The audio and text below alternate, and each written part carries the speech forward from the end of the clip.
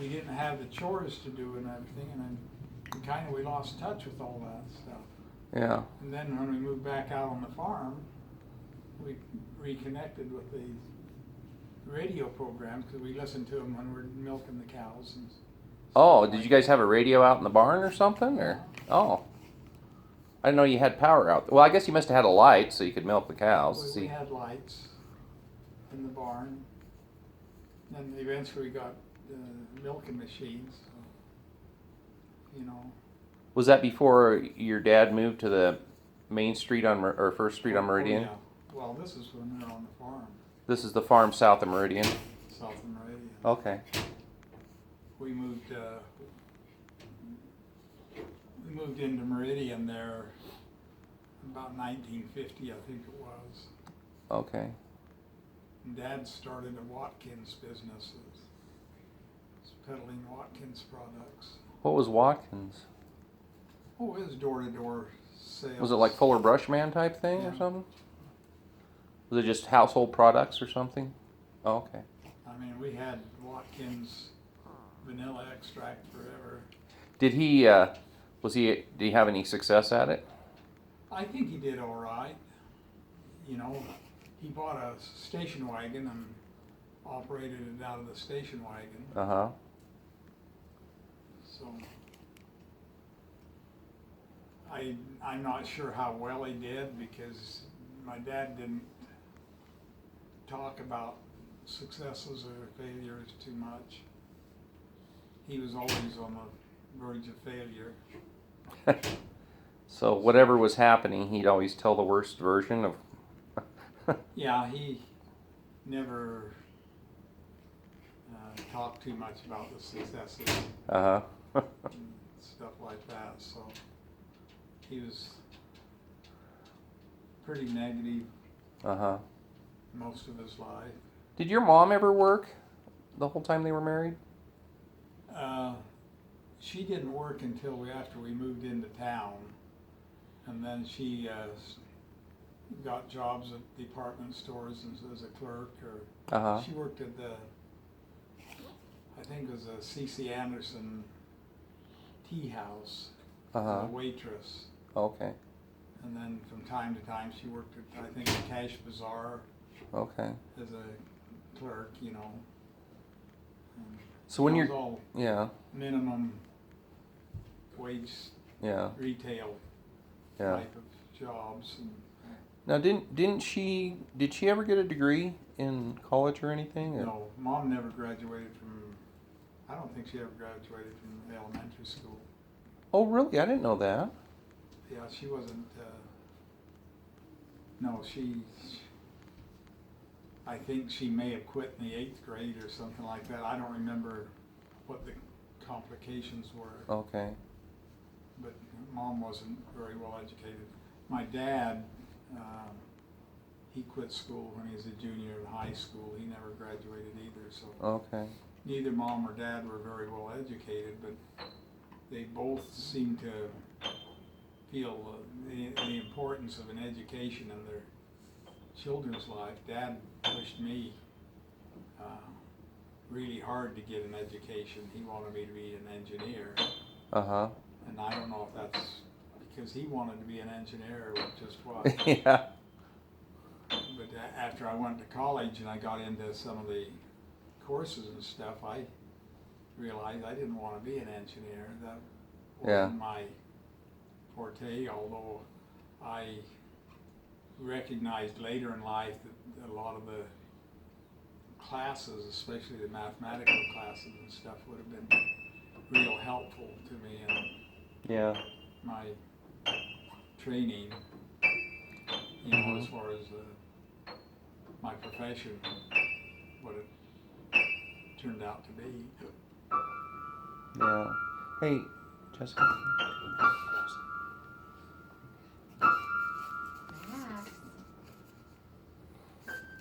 Anyway.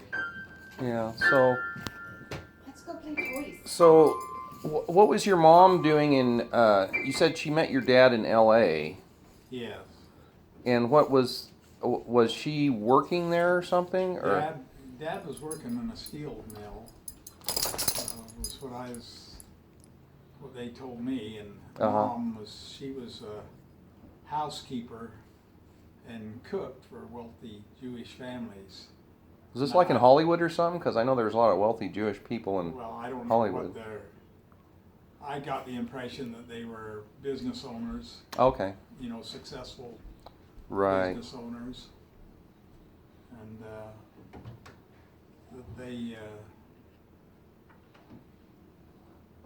were affluent enough that they had housekeepers and cooks, Right.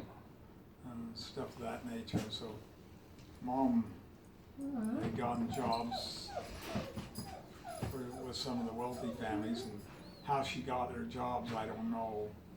I just know that my Aunt Lou and Aunt Violet lived in Los Angeles, Okay.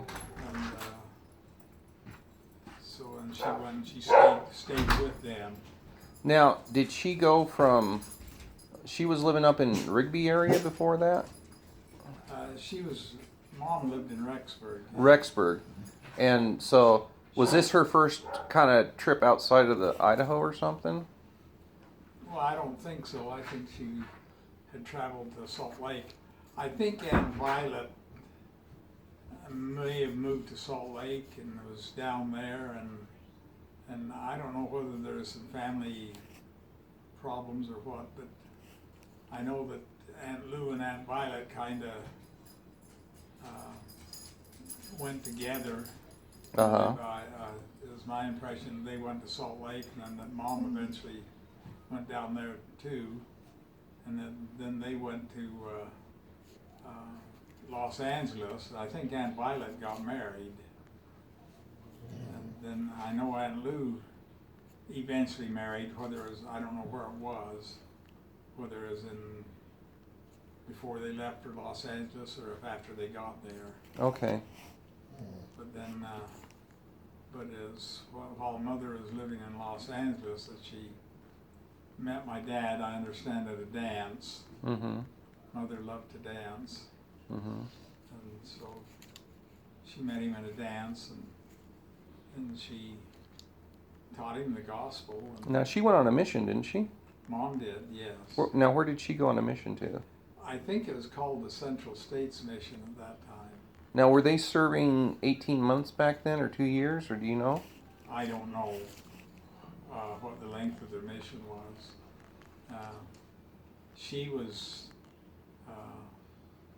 She and Harold B. Lee's first wife were missionary companions. Oh, I didn't know that.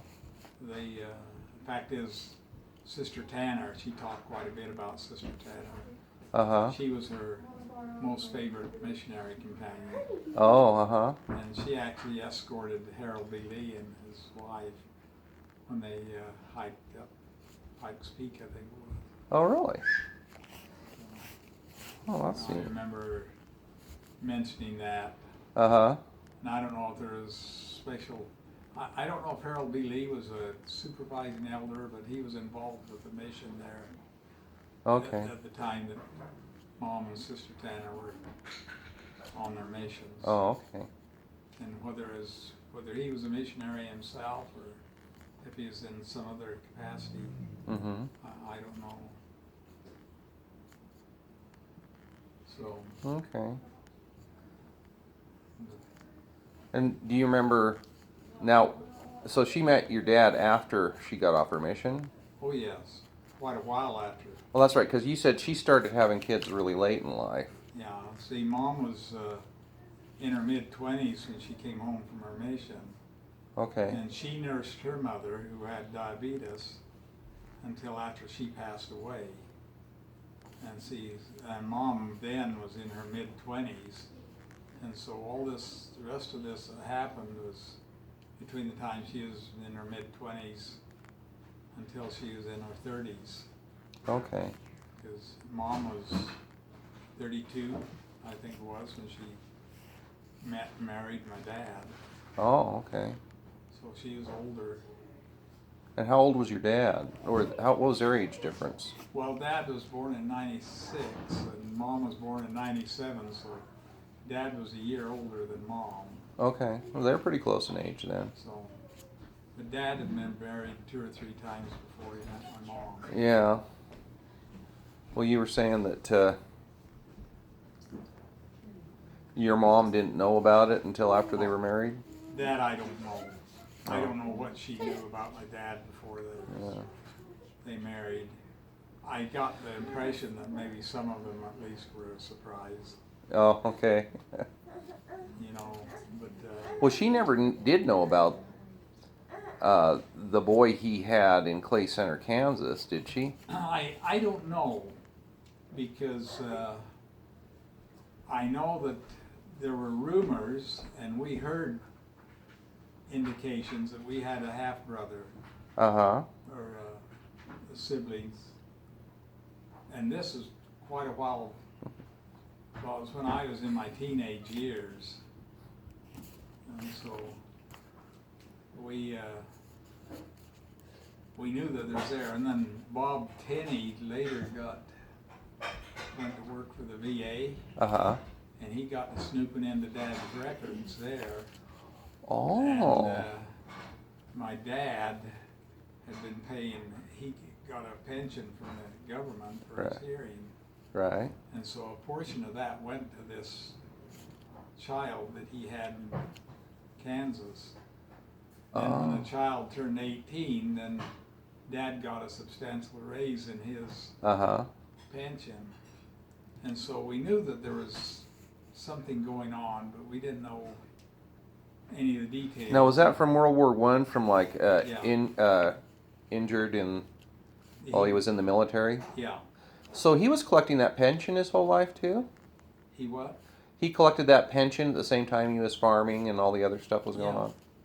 So he got a little something there. Yeah, we never knew how much it was, or I never. It sounds Yeah. like nobody knew about your dad's finances. No, He was kept very, that very secure. very conservative about that. He had been very, very poor. I know that he talked about times that they'd gone hungry because Uh-huh. they didn't have enough money to buy food and things like that. And so he was very conscious about saving and preparing for future difficult times. Yeah. And so, but he talked a lot about that as, you know, Yeah. as we were growing up with him. Uh-huh. But we always had adequate. My dad always Yeah. provided, you know, adequate for us. I don't know how he did it. And we were on a farm, so we raised Yeah. a lot of stuff. You know, chickens, we Yeah. raised chickens, killed chickens if we needed chicken food, you know, Yeah. eggs, milk. Yeah. Those were staples that we were able to provide for ourselves. And Was your mom a good cook? she was, yeah. She made good food, huh? My memories were Mom's cooking were especially good. What was your favorite dish that she made? Do you remember any of them? I don't, other than I know that I really liked her cabbage and meatballs. Okay.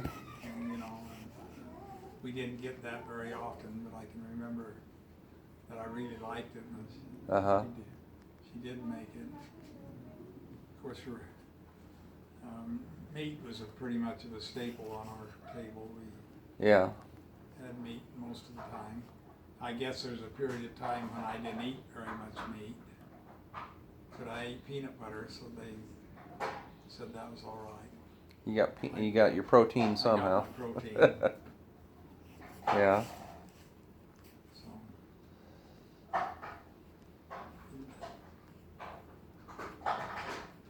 Well, you guys had a lot of responsibilities working on the farm, didn't you? I mean, Pretty much, you know, everybody's had to do their share. We all had chores, right. you know, and sometimes when we were pretty young, because Dad worked at the sugar factory when we were going to elementary school. He worked graveyard shift, and so my sisters and I would pretty much do the chores, morning and night, because Dad was asleep at night. Mm-hmm. Tried to dry the cows up during the winter, those winter months when he worked, so that we didn't have to milk quite as many cows. So, you know, he was very considerate in that respect. Uh-huh. But we were still milking them by hand. Yeah. 1946 was when he was injured, and we were still milking them by hand. We later got milking machines, surge milkers. Uh-huh. Then I don't remember my sisters helping with the milking after we got the milking machines. Well, I remember you saying something about you guys used to load up the milk jugs on the front of the car or something and Yeah. take them into the dairy in Meridian? Yeah, that's the only way we got them to the creamery. Uh-huh. Was we had, usually were 2 10-gallon cans, milk cans, and they'd sit on the front bumper, and then we'd put a rope around the light. The Uh-huh. lights were sitting on the fenders, I think, or something. Right. We'd wrap a rope around the lights to hold the cans on, and my dad would drive it in, and then, and this was right after we first moved out on the farm too, Mhm. because we didn't have potable water out on the farm. Oh, you didn't have drinking water? So we filled the milk cans up with water, and we'd bring 20 gallons of water back with us Oh. on the farm. This was like a daily thing? Yeah, every day. And then we had a well there, but it was so deep that I couldn't push the handle down. And then eventually we got a pump in, and electricity. We didn't have electricity when we first got there either. What year did you get electricity out there? Oh, I think it's probably not too long after we moved out there. I remember getting electricity out there. Like a year or two, or? This is probably the first year. I remember my sisters, Darlene and Betty, they had to do their studies at school Uh-huh. by lamplight, because we didn't have electricity. So. Oh. How'd they get back and forth if they were staying after school? Well, we had this 1936 Plymouth, Oh. and went back and I remember my dad must have drove them, because we went into town every day for the milk, and so So would you guys like ride into town for school when he'd drop the milk off at the creamery and stay all day and then he'd make a trip back or something, or? I don't remember exactly how Darlene and Betty got to school. They went into Meridian. Darlene went her first year out at Amity. She was in the 8th grade. Okay. And so Betty went into town. She was older, and so, but I was in the 4th grade. And, Now, were you out at Amity? yes, I went all 5 years of my elementary school out at Amity. Did you guys have the same teacher for different grades, or were they divided up? Well, we had, the classrooms are divided into 2 rooms. The lower grades, the 4th and 1st through the 4th were in the lower class, and then 5th through the 8th were in the upper class. Oh, We so had it went all the teachers. way through 8th grade Yeah. out at Amity. And then you went to high school starting in 9th? Was it 4 years at Meridian High? Or? Yeah. Okay. Yeah, They didn't even have junior high back then. It was just No. all. Now, did they have any team sports or anything, or? they did in high school. But not in the elementary school. I don't remember anything in elementary other than out there on the, when we went to Amity, we'd have get-togethers with some of the other little schools Mm-hmm. in the valley, and we'd maybe play a baseball game or something like that, Oh, okay. compete against each other. Do you remember what hours of school you had back then? Was it, did it start different hours than they do nowadays, or? Oh, I think, as I remember, was school started about 9 o'clock. go out and start walking to school about 8. Oh, you walked all the way from your farm to the school on Amity? Oh yeah, we didn't. Dad was in the sugar factory. And, So how long did it take you to walk to school back then? oh, I don't know. It depends upon if you got a ride. Oh. Sometimes people would stop and give you a ride if they were... The other parents are taking kids to school. Oh, okay. Often stop and Okay. give us rides. So.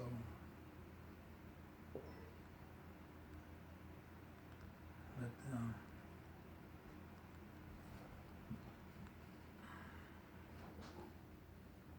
What time did school get out, usually? you know, I think it's 3:30 or 4. I don't Oh, know. okay. Did you guys get a... now, did you pack your own lunches there, or how did that work? Would Mom fix you a lunch, or...? And I envied those kids that had baker's bread in their Oh. lunches. So, how long a lunch period did they give you? Oh, Did you get like a recess time to play out there? We get a recess in mid-morning, and then we'd have a lunch period. And, Uh-huh. you know, I don't remember how long they were. And, They have a playground or anything? yeah, Or? we had teeter-totters and merry-go-round. Oh, okay. Of course, they're too dangerous now. Yeah. But, we survived somehow. Yeah, well, you know. Yeah, same here with, you know, back before car seats and everything. Somehow we managed to get by. Of course, you know, when I remember trips to Yellowstone and Pocatello and stuff, and we just threw some blankets in the back of the station wagon, and you bought us some comic books, and we'd swing by the cheese factory and get those squeaky curds, and we'd just munch on the curds and read comic books all the way to Pocatello. Yeah. That was one of my favorite things, was getting those cheese curds Oh. at the cheese factory. And I remember one trip to Yellowstone. You know, they had the gift shops there in Yellowstone, and I got myself, it was like a little tiny little knife in a scabbard. It was only about this big, you know. I thought that was the coolest thing, you know. It was only about this. It was only maybe 2 or 3 inches long, including the handle and everything, you know. It was like one of those little cheap gift things. Nice. Yeah, and but I thought that was the coolest thing. And I remember one time posing in front of the Boise Zoo. We went there, and Grandpa Meade was there, I remember. And I remember them taking a picture, and I was trying to look really tough. You know, I had like my fist out, and I was wearing a little hoodie and stuff, and had this, you know, this mean look on my face. Here I am. I couldn't have been more than like about 4 or 5 years old. Well, that was about the time Jim was born, because that's Yeah. 1967, so you'd have Yeah. been About 5. 5. Yeah. Yeah, Grandpa Meade, he was quite the character. I remember him letting me drive his loader out at Wells Davies feedlot. Yeah, I thought you were going to run over him. You almost did there once. You know, I think about that today, and would I let a kid my age drive a tractor? My age back then, you know, I couldn't have been any more than... Well, he passed away when I was 8, so I had to have been 6 or 7 years old. Yeah. Letting a 6-year-old drive a loader? Are you freaking crazy? I mean, they would like... Yeah, it scared me to death. They would have you arrested nowadays for doing something like that. Letting a kid do it. You'd lose your job at the feedlot. Yeah. You don't realize how crazy some things were until you get to be an adult and a little bit older, and then you're looking back on that, and it's like, how on earth? But I was told one time that who was it? It was either, I think Roger and I were his favorite grandsons or something.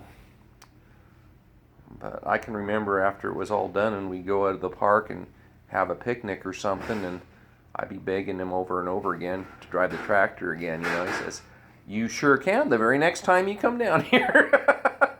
He just always had a way of making it like a positive thing, but I didn't get the answer I wanted. But he, you know, would turn it into something like, "You sure can." Had a way of saying yes and no at the same time. Yeah. But hey, Max, how you doing, buddy? I think I'm gonna have to go take some other meds. I'm Oh. not feeling very well. Okay. All right. Well.